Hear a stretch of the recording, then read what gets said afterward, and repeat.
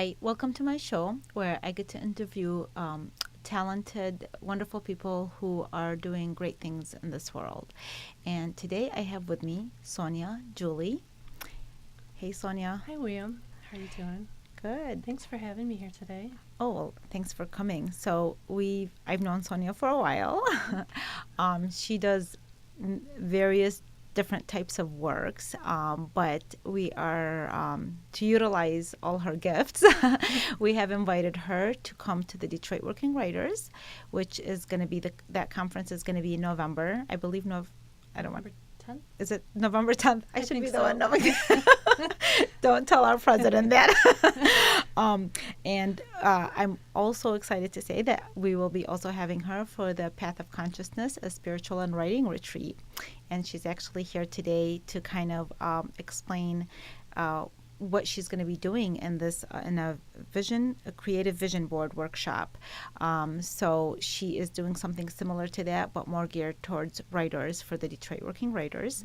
And then something different for the spiritual and writing retreat because it's kind of more it encompasses more success in different fields, not necessarily only in writing, could be also in personal life. But she's going to talk a little bit about herself and also why she does this, because this is these workshops, you've been doing them for a while. Yes, because you were telling me how they really vision boards have influenced your life. So if you can share that with us. Sure. So with the vision boards, that's something that I started incorporating into my life, and I had no idea of how far of a reach that would have in my life. It was ironically in January. A lot of times people do the New Year's, New Year resolutions. I've never really been one to believe in New Year's resolutions. I've always felt that when you're ready to make a change, that when you make that decision, that's a good time to move forward. It just happened to be in January, and I took a kind of a mini vision board workshop. And sometimes vision boards can just be where someone pastes a lot of pretty pictures on a piece of cardboard, and that's it. You just look at it, you think, oh, this looks nice and that. But when you put a little more intent into it, you can make it more meaningful and purposeful. I found some ways to incorporate some different techniques to bring that into my life. At the time, I was working in a corporate position with a financial institution, and I was working a lot of hours. I essentially felt like all I did was sleep, work, and do laundry. There was little left in life, but there was a lot of things I wanted to expand on, and I've always been interested in writing. I've done that, freelance writing. I wanted to grow that. I wanted to strike out and start doing workshops, conducting workshops like meditation, vision boards, things like that. I had made jewelry before, but I had put that aside for a couple of decades and wanted to get into that again. A couple of decades? It was. So all these things I wanted to do, and it was very frustrating. I felt like all I did was go to work all the time, and I wanted to transition over, and to some extent you can prepare for that transition to becoming self-employed, but ultimately in the grand scheme of things I had to take this massive leap of faith.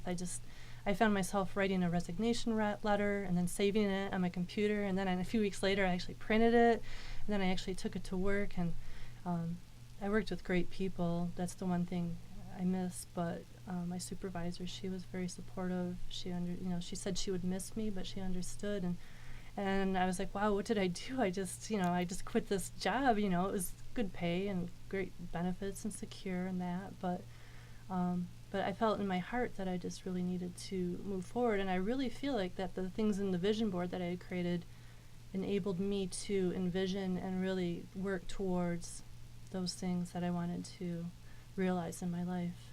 So you feel that ignited the intention, that set the intention, that put energy into it, and then it started to unravel. Yes, kind of. Very much so. It really did. To your surprise, it seems like. So they do work. They do work, yes. Yeah. And, well, you were talking about jewelry. I think, let me see.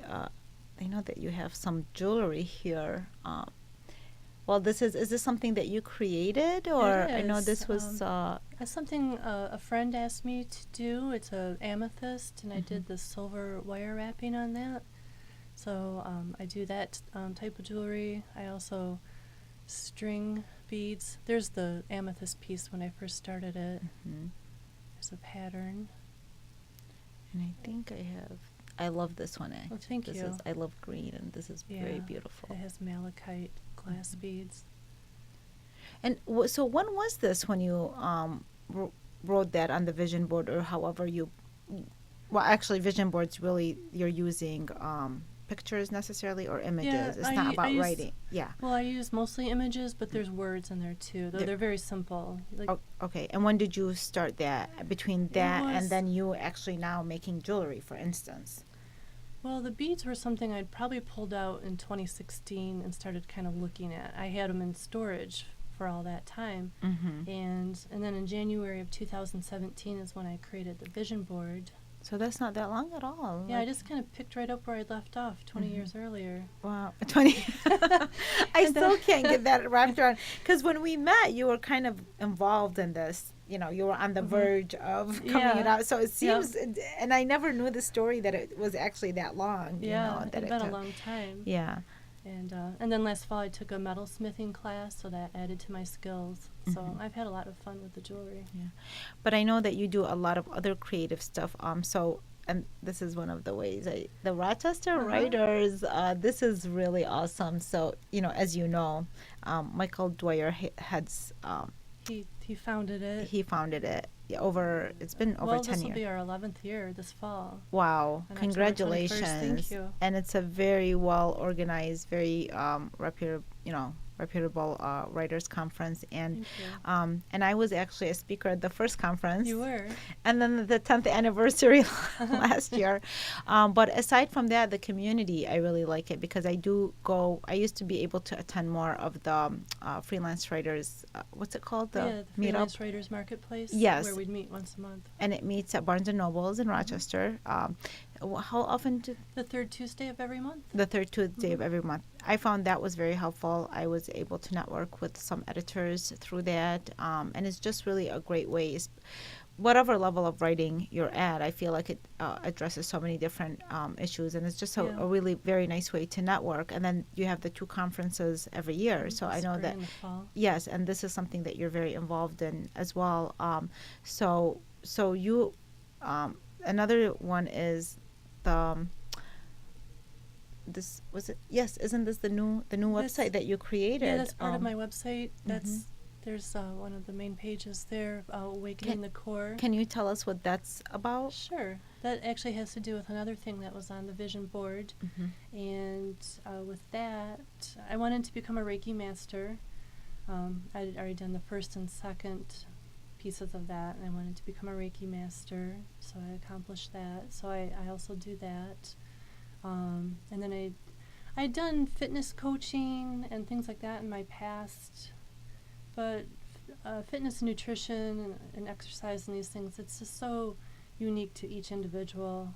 And the more time that I spent, the more I realized I wanted to kind of take that to a different level or to a different place. So it's more of a spiritual coaching that I do, life coaching.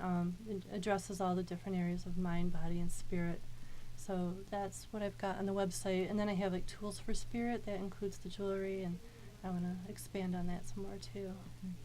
Well, and this is why I invited you to be part of the spiritual and writing retreat. Well, and also it's also very useful even for the Detroit working writers because as writers, I mean, I've used vision boards myself.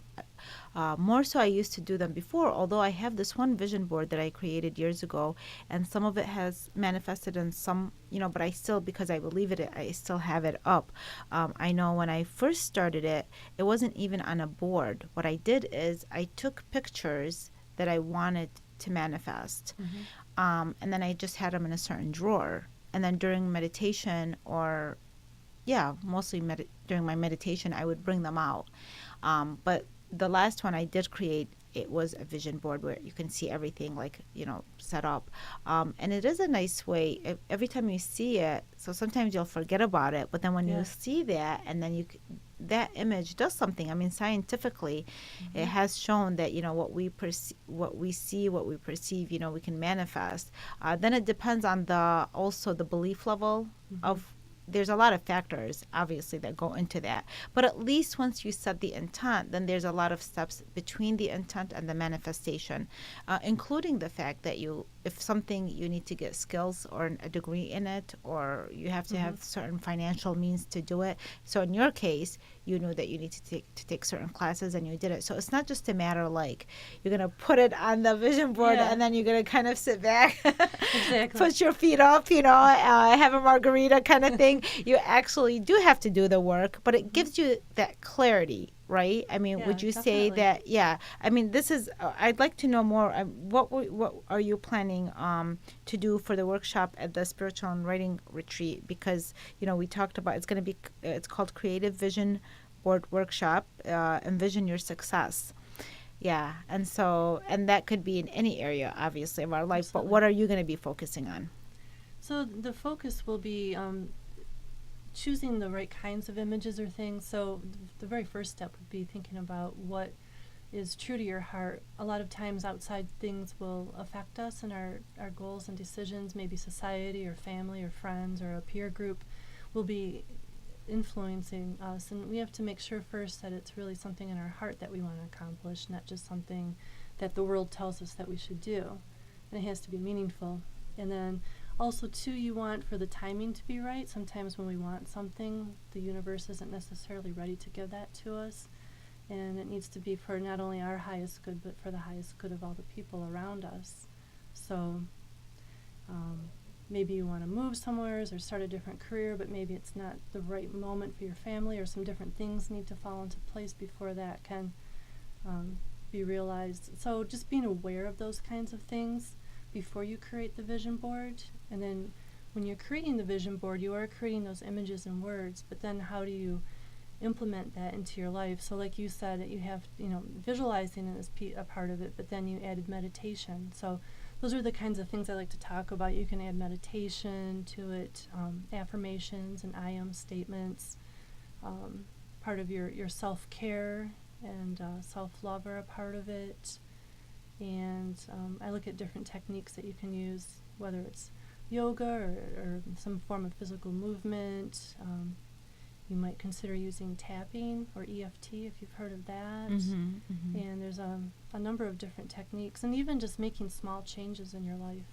Maybe parking in a different spot, or going to a different place for lunch, or trying something new on the weekend, or just starting to experience those little small changes incrementally in your life, and allowing yourself to feel what it's like to replace old activities with new ones, and finding ways to set goals and set them in, work them into little pieces that you can slowly bring into your life. I like how some of the issues that you addressed, because sometimes people they say, I know my brother, he says, you always see the people that end up that make it, but what about the ones that didn't? Like if they set their intent and they tried everything but they didn't make it. Well, there are other factors that play a role, Mm-hmm. and I like two of the things that you just mentioned. One, that are we doing it because this is our calling, or are we doing it because we feel like this is what would make us, what would please family? We're doing it for the wrong purpose. When that's the case, oftentimes it doesn't kind of coordinate with the universe, and it doesn't manifest. The other thing is the timing. I think in a lot of previous what do you like teachings, especially when the law of attraction first came out, there Mm-hmm. was more of a hang up about the timing factor, where you could really just set the timing of how, and that could be possible. But at the same time, there has to be that respect for the universe and everybody else's lifestyle and how this is affecting them, especially like myself. Some of the things I realized, that as a mother raising kids, that there certain things that wasn't the time for them, because the time was for me to focus on my family and my children. It took a long time and a lot of frustrations, because you see somebody else telling you, oh yeah, if you put something like in, the time factor, it seems like you can control everything. And it's like, well, that's not happening with me. But then I did understand that in the bigger picture, looking back, it happened the perfect way. And I had to, at a certain time, surrender to that idea that, I'm not going to be able to control the time. But I did send my intent, and I did feel like I'm following my calling. But I like how you're introducing these aspects before the person even puts that energy into it, because sometimes we get too excited, and what we see maybe on TV is not necessarily what we see in our hearts. So I like that you were going to be putting it that way. Definitely. There is a sense of surrender with that, and it does have to be for the highest good of everyone, and everything does have a way of working out. And sometimes it's funny how sometimes what we ask for may not work out because there's something better to replace that, or it's just a matter of timing. I do kind of see a trend lately too, where a lot of people have been making big changes, switching to a more meaningful career. For example, I had a friend who was, I believe it was about a month that she had to go before getting her PhD in anthropology, and she left that career to travel the world and become a teacher, and she's been successful with that. I have another friend who had a very good career in the technology sector. He left that to start a flower farm. He's into horticulture. And another friend left the banking industry to go back to food and beverage and something, a culinary experience. So I see that more and more. Also, too, I appreciate what I see millennials doing a lot of time, where younger people just embrace what they want to do, and they just so easily can start from scratch. Maybe they start a YouTube channel and their own website, a free WordPress or a Wix website, and they just go for it. And I feel like that's something that we can all really kind of look to. There's some kind of a freedom and independence in the way they do it, and there's less need for approval in many cases, because they're following their heart, and so they don't need to have that kind of the approval of a higher institution. Or actually, I think in one of the Michael's meetings, the writers meetings, the freelance writers marketplace. Okay. We just call it writers group. Yeah, I think, right. Okay, that I get. And plus, when you get used to something, and then you don't know the exact name, but where they meet, you know where you can track them down. He said something not long ago about this one meeting that he went to, a writers meeting, where he found that they were pretty young people there, that they felt like, traditional publishing was from the Stone Age, is going to be like a Stone Age type of thing, because they're all thinking of how they do it now. There isn't that need to be waiting to be given permission. Right. So they're kind of just taking matters into their own hands, and that is very empowering. And maybe, I guess, after decades of this law of attraction and manifestation, then do you think that this is just becoming just contagious, where people just taking matters into their own lives and not waiting? They're finding that you could just do things at home, right where you're at, with the technology that's available to us in our communities. We can just start things right off. We don't need to go, even like before, you would need to go to Hollywood to make a movie. Now you can make it anywhere.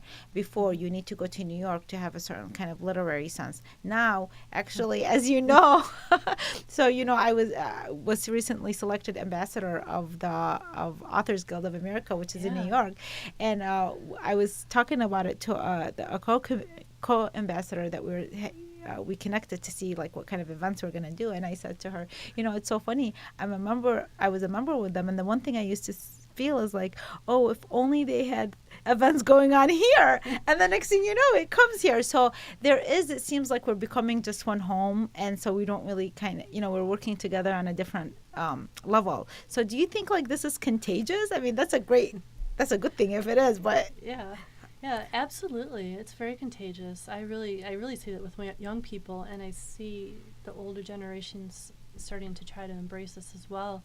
Like in the literary world, it used to be that you had to find an agent, and you had to seek approval, and it felt like there was so much judgment, and people felt so criticized, and it just seemed so difficult to to get to the point of publication.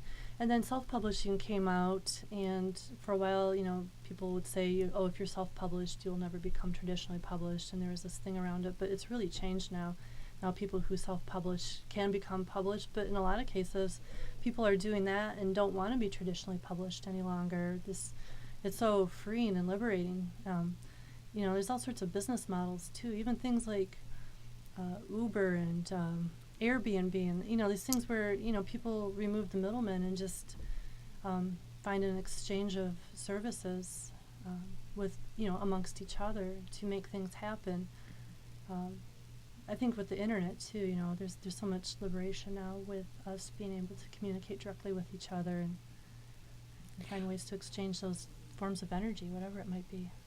It is. And so going back to the vision board, it's kind of like, to me, when you see something that's on the screen, even that, even if you're not creating a vision board for yourself, but when you see something that you like, and if you kind of put that intent and like it and wish it, you never know how it might come back and find its way to you. So there's a lot of power in that, and seeing that in the word. And same thing when you put that intent, when you write it down, that communication that happens between you and your higher self. And same thing with the vision board. Some people are stronger with vision boards, where when they see something and then they put their intent, and to regularly see that and start feeling that you're a part of that, so that it can become kind of your reality before it actually becomes your reality. Yeah. Yeah, definitely.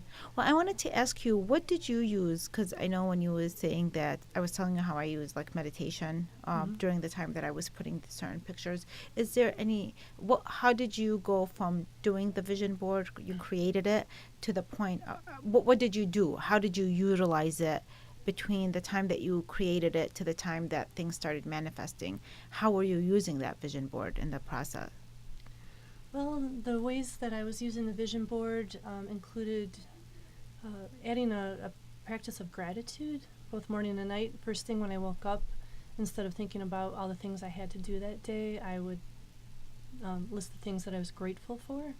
I feel like that in telling the universe what you're grateful for, that allows you to bring more abundance into your life. And so every morning, I'd wake up, I'd be like, thank you for my bed and for my home and my family and loved ones. And, it could be as simple or complicated as I wanted. I would also do meditations, like you had mentioned. I like affirmations, an old one is what, I am healthy, well, and wise, or something like that. But you can customize this, I am abundant, I am grateful for my jewelry business, I am grateful for all the people that want to come to my workshops, or you can have I am statements like that, as well as things that reinforce the qualities in yourself that you want to work towards. I would actually, instead of a vision board, I had a vision journal.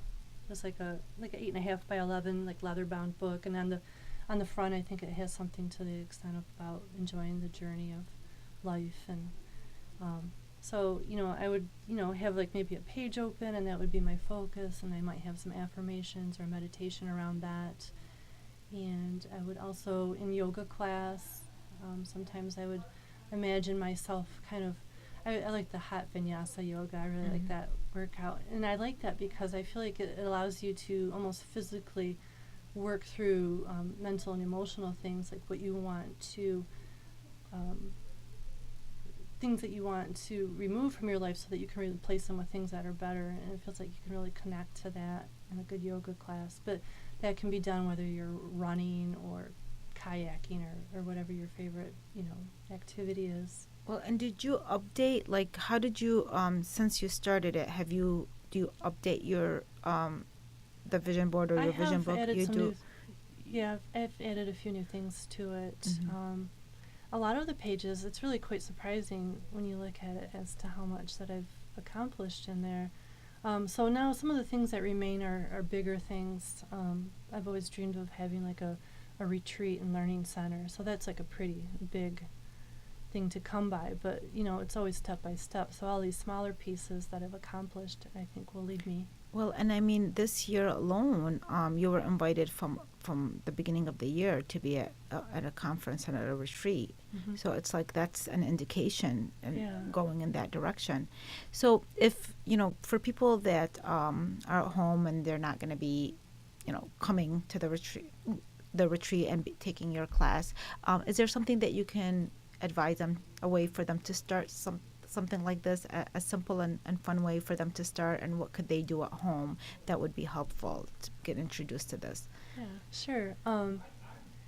So when I do the workshop, I do actually bring lots of magazines. There actually is scissors and glue and Oh, how cool! I and can't wait.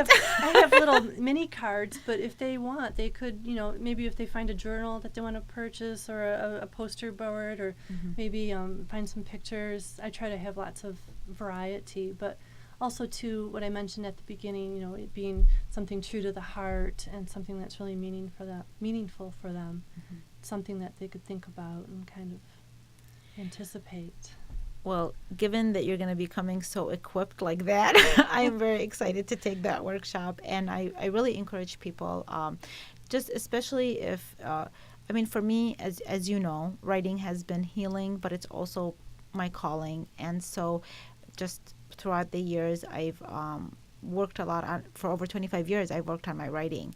And so I think because of that, I just automatically worked with so many writers now as vice president of Detroit Working Writers and now with the ambassador of the Authors Guild. So I just think this is a wonderful way. But the tools that I have used have not just been writing. I have used, yoga to help me focus on my writing. And I have also done vision boards. And I have a couple of stories, but I can write a book on one of the stories about a wedding dress that I had picked. I never looked, I always reading in literary magazines, but there was a picture of a wedding dress I once saw in a bridal magazine. This was long before I got married, that I ripped out and kept in my drawer. I didn't keep the magazine, but I kept this one picture. And, years, and I forgot about it. At one point, I just even, I used to look at it, but then I stopped, and then long after. And if you look at the wedding dress that I got married in and put that picture, I was like, oh my gosh, this works. And sometimes you even forget because the time factor is not necessarily, doesn't correlate with how you thought in your head, So, but yeah, so it does work. And that's only just as an example, of something that, so that didn't have to do with my writing, but it had to do with something else that I wanted to manifest. And I used a vision, that one picture. So I encourage people to come to the Spiritual and Writing Retreat. It's going to be at Columbier. It's October 5th to the 7th. Columbier is a retreat center in Clarkston. And, I know you're going to have an awesome workshop, but also for people who you can come to a one-day conference or the retreat, but then also if you miss it for some reason, Sonia is going to be also doing a workshop at the Detroit Working Writers, which is on November 10th. Right? I'm pretty sure. Yes. That sounds right. Check their website. And Roberta, president of DWW, do not punish us too harshly for this. But anyway, well, thank you so much for coming. Thank you. It was a pleasure. You really just reminded me, I need to update my vision board. I like how you did it in a book format. It seems like you can play around with it a lot more. So and it's more portable. Yes. So thank you so much for coming on the show, Thank you and very I will much. be seeing you soon. Wonderful.